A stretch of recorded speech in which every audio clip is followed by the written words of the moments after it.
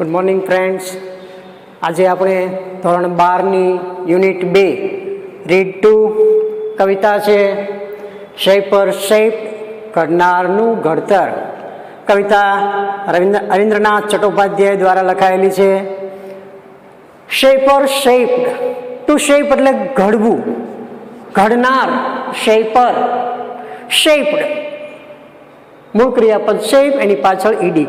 ઘડનારનું ઘડતર, જે વ્યક્તિ પોતે ઘડવાની ક્રિયા કરે છે એ પોતે પોતાની જાતને કઈ રીતે ઘડે છે એની કંઈક વાત, એવા પ્રકારની વાત કંઈક આ કવિતામાં કરવામાં આવી છે. ઘડનારનું પોતાનું ઘડતર થાય છે. જે બીજી બધી વસ્તુઓ ઘડે છે એ વ્યક્તિ પોતે પોતાની જાતને કઈ રીતે ઘડે છે એને લગતી વાત કંઈક કવિતામાં કહેવામાં આવી છે. જોઈએ આપણે કવિતાનું. પહેલા હું રેસિટેશન કરું છું, ધ્યાન રાખજો બરાબર તમારી ચોપડીમાં. In days gone by, I used to be a potter who would fill his fingers mold the yielding clay to patterns on his wheels. But now, through wisdom lately won, that pride has died away. I have ceased to be the potter and have learned to be the clay.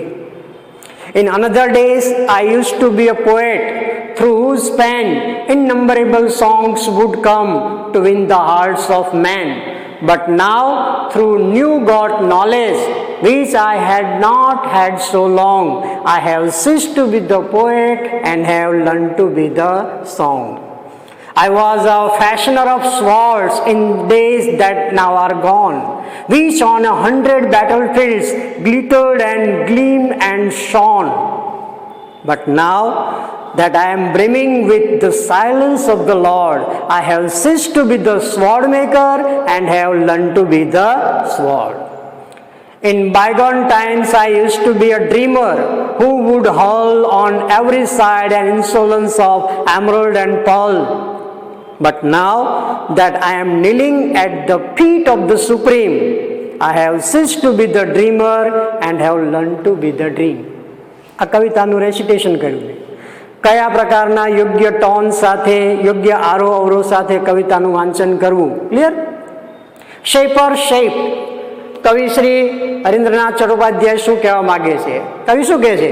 In days gone by, in days એ દિવસોમાં, gone by, gone, ગોનું વિથરી gone. In days gone by એ પસાર થઈ ગયેલા દિવસોમાં, એ દિવસોમાં મીન્સ અગાઉના દિવસોમાં, I use to be a potter. Use to કોઈ બાબતથી ટેવાયેલા હોવું. I use to be a potter. Potter, pot એટલે માટીનું વાસણ, પાત્ર. પોટર બનાવનાર, માટીનું પાત્ર બનાવનાર, માટીના વાસણ બનાવનારને આપણે કુંભાર કહીએ છીએ. ઇન ડેઝ ગોન બાય એ દિવસોમાં, I use to be a potter, હું કુંભાર બનવા ટેવાયેલો હતો. કવિ પોતાની વાત કરે છે કે અગાઉના દિવસોમાં હું કુંભાર બનવા ટેવાયેલો હતો. Who would feel, FEEL, feel અનુભવવું, FILL ફીલ ભરવું. બરાબર? In days gone by I use to be a potter, અગાઉના દિવસોમાં હું કુંભાર બનવા ટેવાયેલો હતો. હુ વુડ ફીલ, કે જે અનુભવતો હતો. કોણ અનુભવતો હતો? એ કુંભાર. એ અનુભવતો હતો. શું અનુભવતો હતો? His fingers mould the yielding clay. His fingers, તેની આંગળીઓ, મોલ્ડ, મોલ્ડ એટલે આકાર આપવો, તેની આંગળીઓ છે આકાર આપે છે. કોને? The yielding clay. ક્લે એટલે માટી, યીલ્ડિંગ જેને કૂણી વાળી શકાય, આકાર આપી શકાય એવું કૂણું, એને એના માટે શબ્દ થાય યીલ્ડિંગ. તો અહીંયા કવિ કહે છે ઇન ડેઝ ગોન બાય એ દિવસોમાં, I use to be a potter, હું કુંભાર બનવા ટેવાયેલો હતો. હું કુંભારનું કામ કરતો હતો. હુ વુડ ફીલ, કે જે અનુભવતો હતો. શું અનુભવતો હતો? His fingers mould the yielding clay. એની જે આંગળીઓ જે છે એ મોલ્ડ, આકાર આપે છે, જે યીલ્ડિંગ ક્લે. યીલ્ડિંગ ક્લે એટલે આ માટીને, આ જે ભીની માટી છે એને આકાર આ મારી આંગળીઓ આપે છે. એવું એ દિવસોમાં જ્યારે હું કુંભાર બનવા ટેવાયેલો હતો ત્યારે હું અનુભવતો હતો. કવિ એમ કહે છે કે એ દિવસોમાં હું કુંભાર હતો. In days gone by I use to be a potter who would feel, જે અનુભવતો હતો. His fingers mould the yielding clay. એની આંગળીઓ જે છે, કુંભાર જ્યારે માટીનું પાત્ર બનાવે, વાસણ બનાવે, ત્યારે કુંભાર જે પેલો માટીનો જે પિંડ હોય એને ચાકડા પર મૂકે, ચાકડો ફેરવે અને આંગળીઓથી પ્રેસ કરીને એ પ્રકારે આકાર આપે. તો અહીંયા કહે છે his fingers mould the yielding clay. એની આંગળીઓ છે એ આ કૂણી માટીને આકાર આપતી. To patterns on his wheels. Patterns અલગ અલગ પ્રકારનો વિવિધ આકારો આપવા. ઓન હિઝ વ્હીલ એટલે ચક્ર, અહીંયા કુંભારનો ચાકડો. ચાકડા પર પિંડ ચડાવીને કુંભાર જે પ્રકારે ચાકડો ફેરવે અને પછી એ ગતિમાં એ પ્રકારે પ્રેશર કરીને, આંગળીથી પ્રેસ આપીને, હાથથી પ્રેસ આપીને માટીનું કોઈ પાત્ર બનાવે. તો અહીંયા કવિ કહે છે ઇન ડેઝ ગોન બાય, એ દિવસોમાં I use to be a potter, હું કુંભાર બનવા ટેવાયેલો હતો. હુ વુડ ફીલ, કે જે અનુભવતો હતો, his fingers mould the yielding clay. એની આંગળીઓ જે છે એ કૂણી માટીને આકાર આપે છે. To patterns on his wheels. એના ચાકડા પર આ કૂણી માટીને ચડાવીને પોતાની આંગળીઓથી એ માટીને વિવિધ આકારો આપતો હતો. એવું એ અગાઉના દિવસોમાં એ કુંભાર અનુભવતો હતો.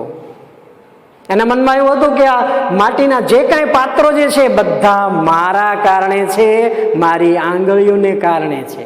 જો મારી આંગળીઓ ને મારો આકાર ને મારો વિચાર ને મારી મહેનત ન હોય તો માટી જ રહે છે.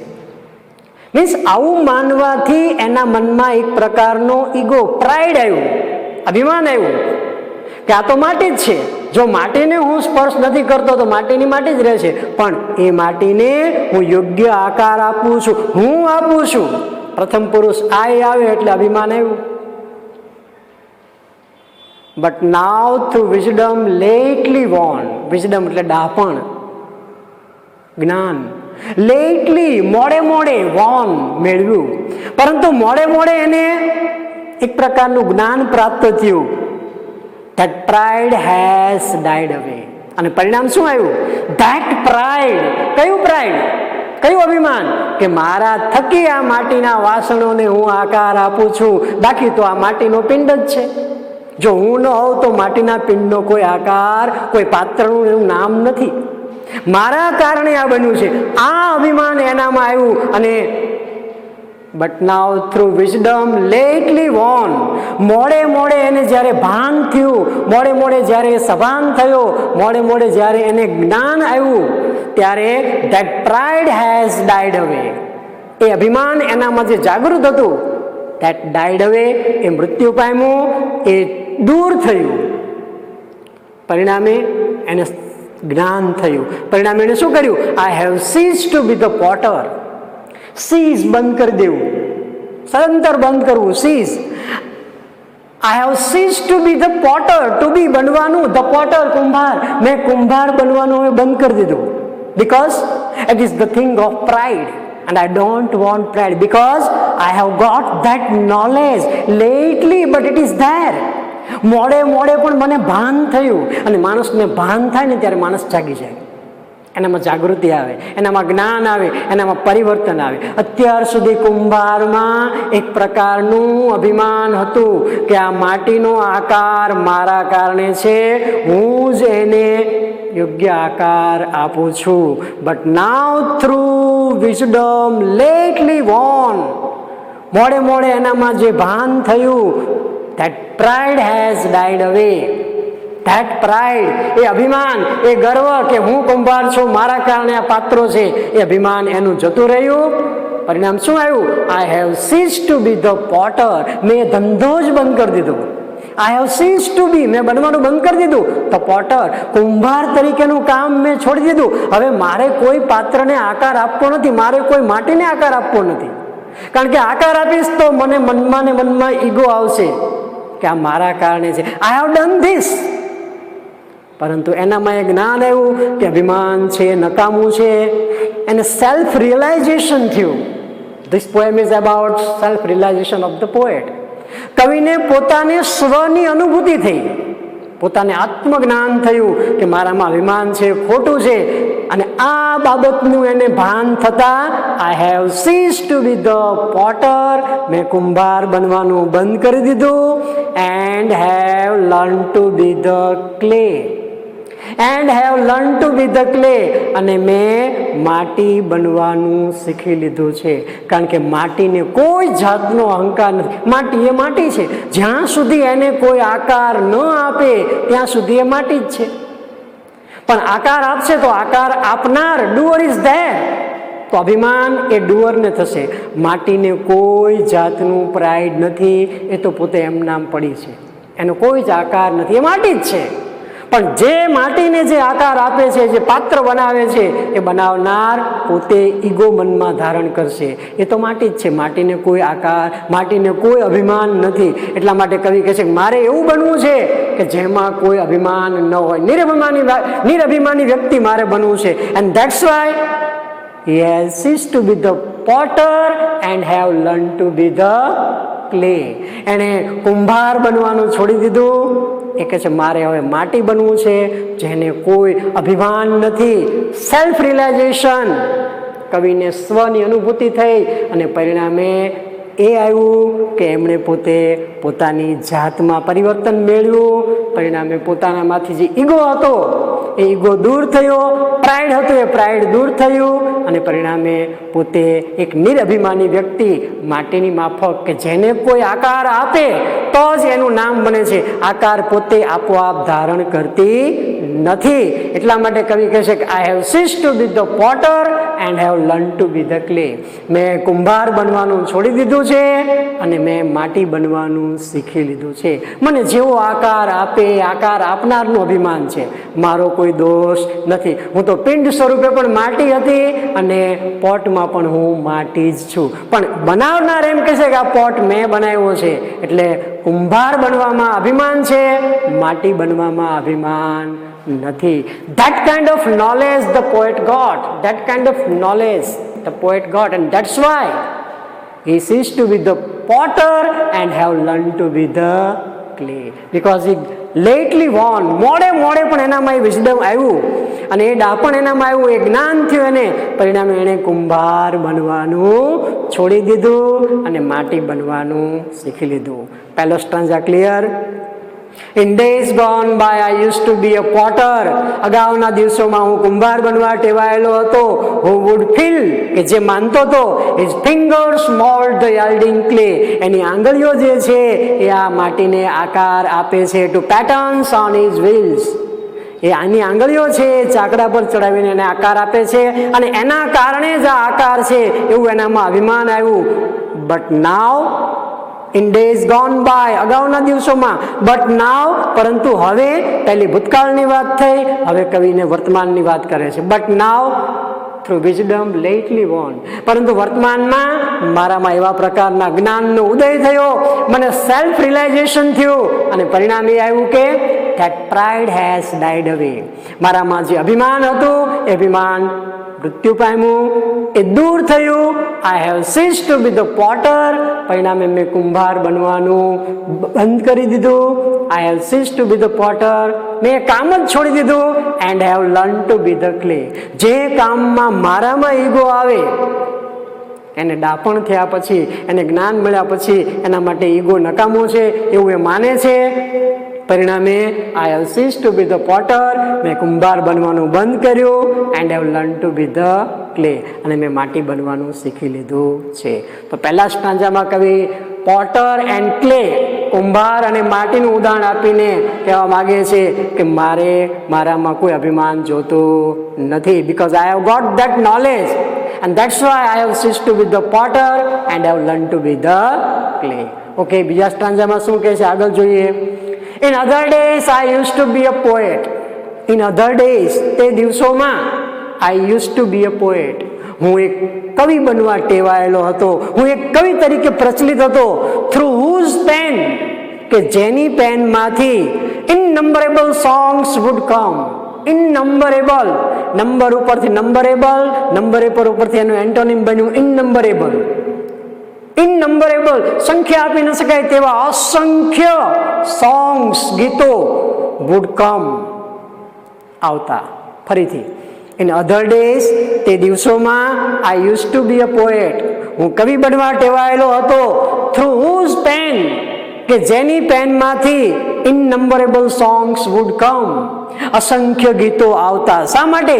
To win the hearts of men. MEN, men બહુવચન છે.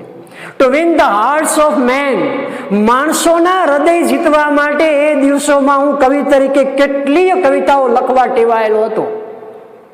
What was the poet? The poet was as a poet in those days. What he has done? He has written innumerable songs. Why? To win the hearts of man.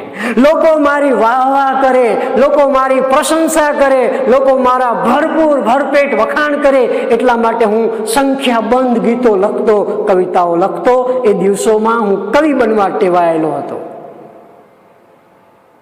But now, પરંતુ હવે, now the poet is not a poet.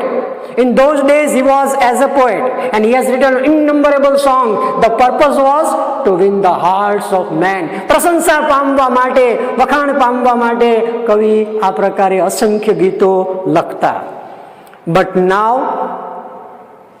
through new got knowledge, new એટલે નવું, got એટલે મેળવેલું, knowledge એટલે જ્ઞાન.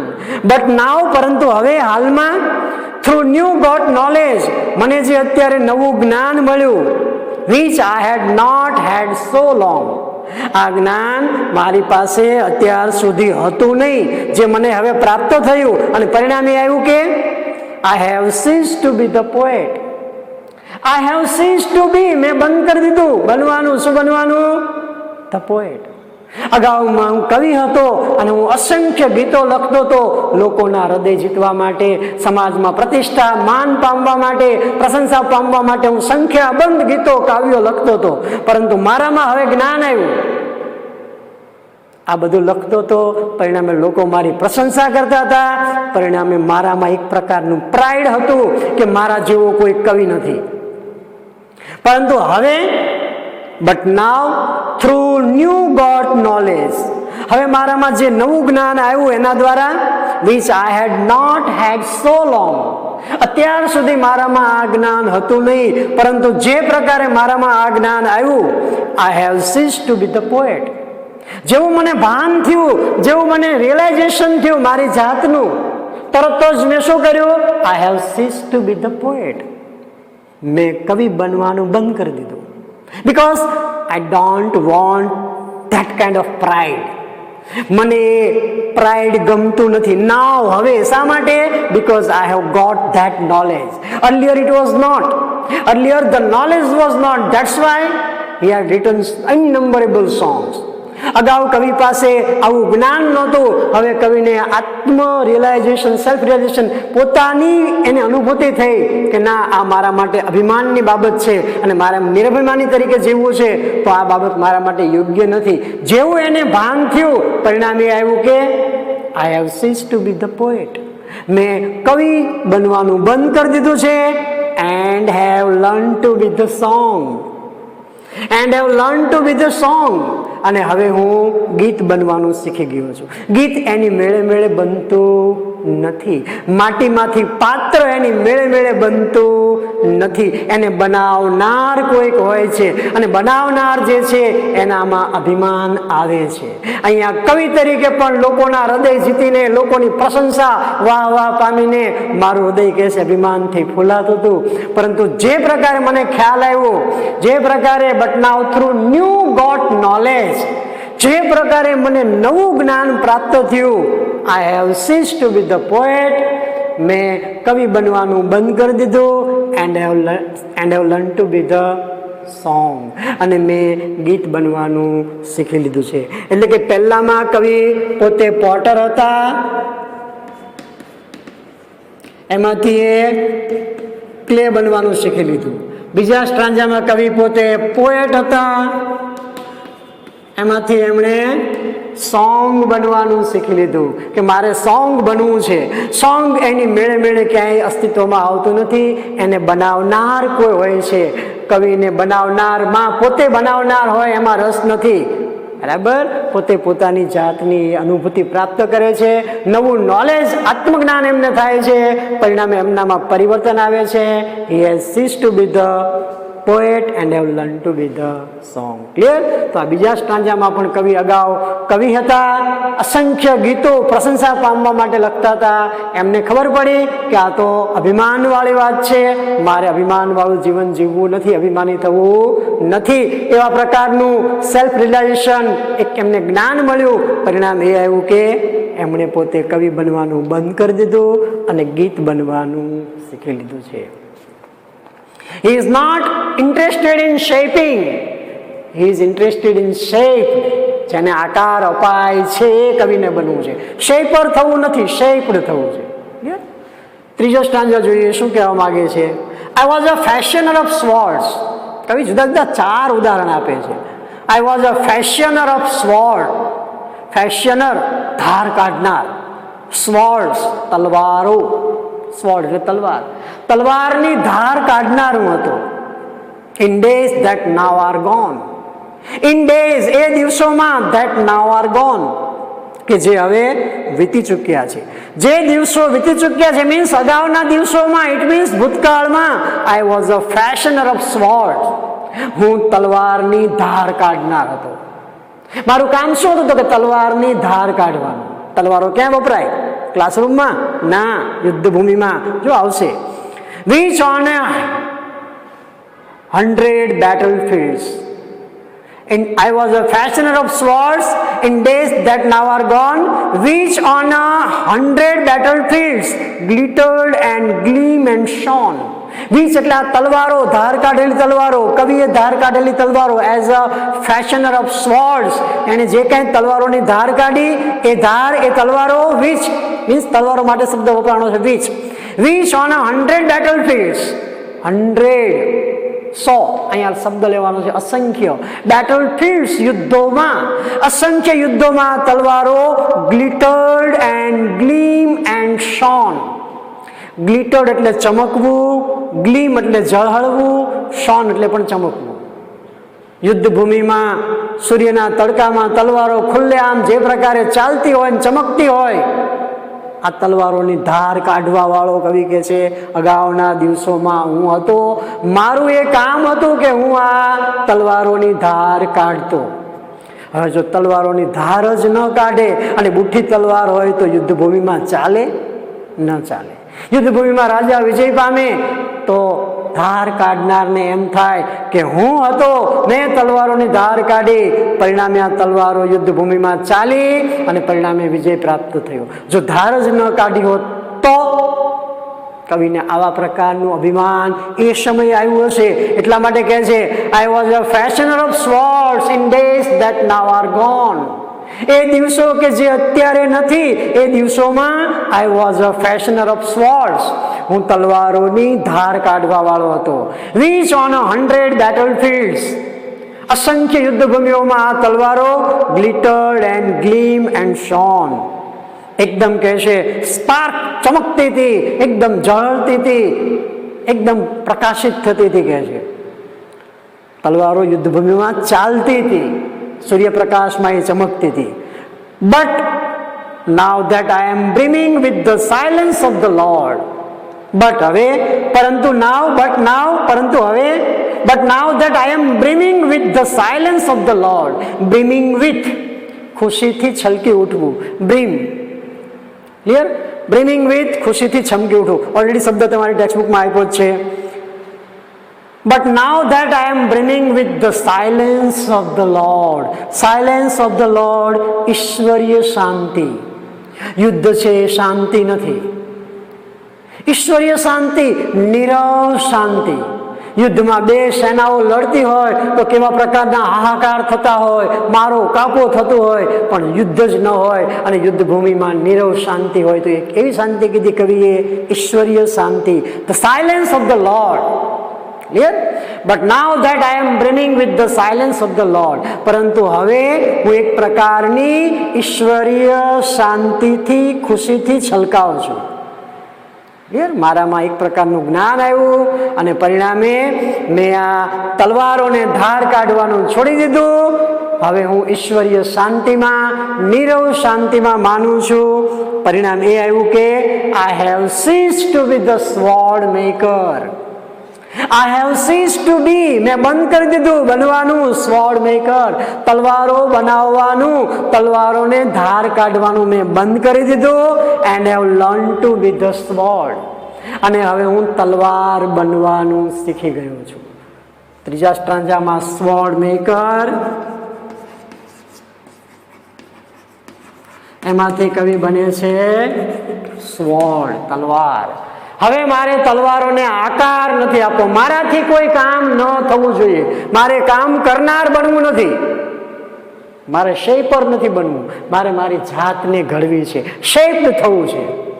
એટલા માટે કવિ ફેશનર ઓફ સ્વોર્ડ્સ એ બનવાનું બંધ કરી દે છે.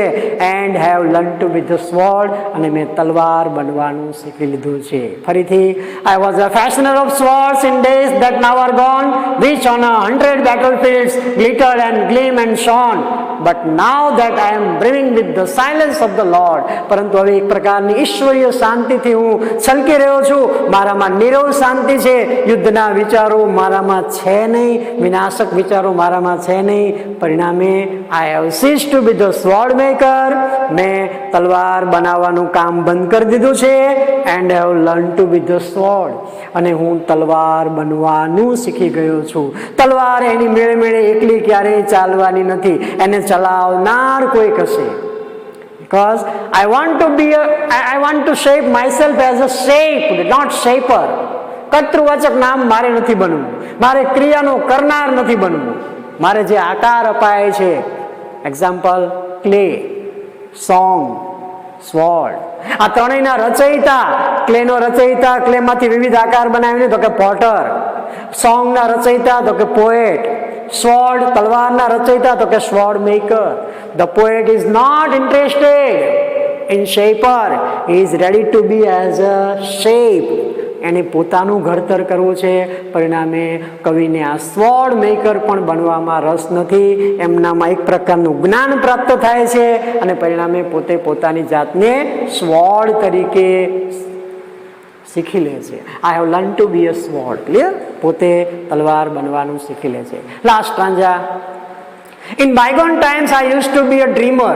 In bygone times, પસાર થઈ ગયેલો સમય, અગાઉના સમયમાં I used to be a dreamer. બધામાં પહેલાના સમયની વાત કરી છે, ભૂતકાળની વાત છે, પહેલાના સમયની, આ વર્તમાન સમયની.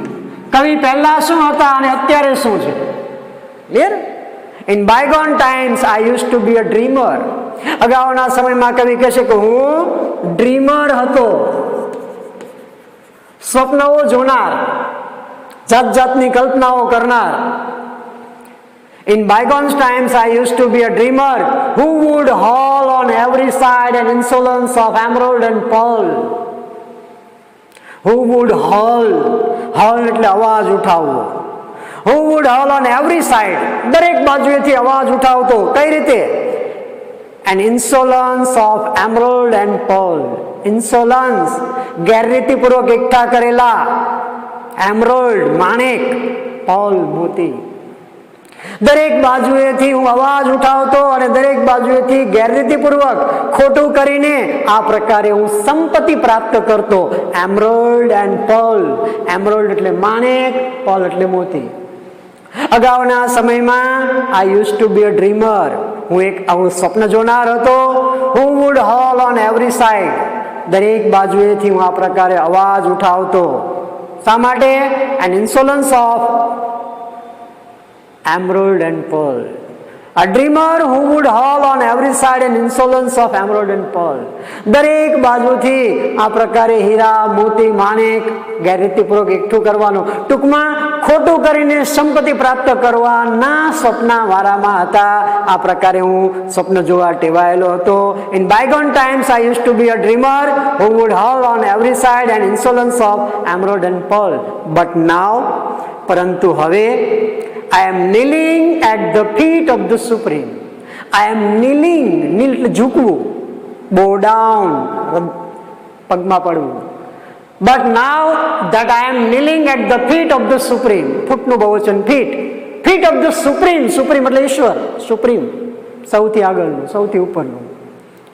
But now that I am kneeling at the feet of the supreme. પરંતુ હવે હું ઈશ્વરના ચરણોમાં મારી જાતને ઝુકાવું છું. I have ceased to be the dreamer. મને ખબર છે કે આ ધંધો ખોટો છે, આ ઇન્સ્યોરન્સ, એમરોલ્ડ એન્ડ પોલ ભેગું કરવાનું, ગેરરીતિપૂર્વક એકઠું કરવાનો ધંધો સારો નથી. આવું જ્યારે મને ભાન થયું, આવું જ્યારે મને રિયલાઇઝ થયું, ત્યારે ઈશ્વરના પગમાં ઝૂકી ગયો, પ્રભુના શ્રી ચરણોમાં મેં ઝુકાવી દીધું. But now that I am kneeling at the feet of the Supreme, I have ceased to be the dreamer. મેં ડ્રીમર બનવાનું સ્વપ્ન છોડી દીધું છે, બંધ કરી દીધું છે. I have cease to be the dreamer. મેં આ સ્વપ્નાઓ જોનાર, આ બધી સંપત્તિ એકઠી કરનાર, કાલ્પનિક બાબતો આવી કરનારનું કામ મેં છોડી દીધું છે. And have learn to be a dream. અને હવે મેં શીખી લીધું છે શું બનવાનું? ડ્રીમ. હવે મારે ડ્રીમર નથી બનવું, હવે મારે દુનિયાનો સંપત્તિવાન માણસ નથી બનવું. ખોટું કરીને, ઊંચા અવાજો ઉઠાવીને, માણેક અને મોતી ને ઝવેરાત એકઠી કરીને સંપત્તિવાન માણસ મારે બનવું નથી. I have got that knowledge. I have realise myself that this thing is not fit for me. And that's why he wanted to change himself. He is not happy with the dreamer.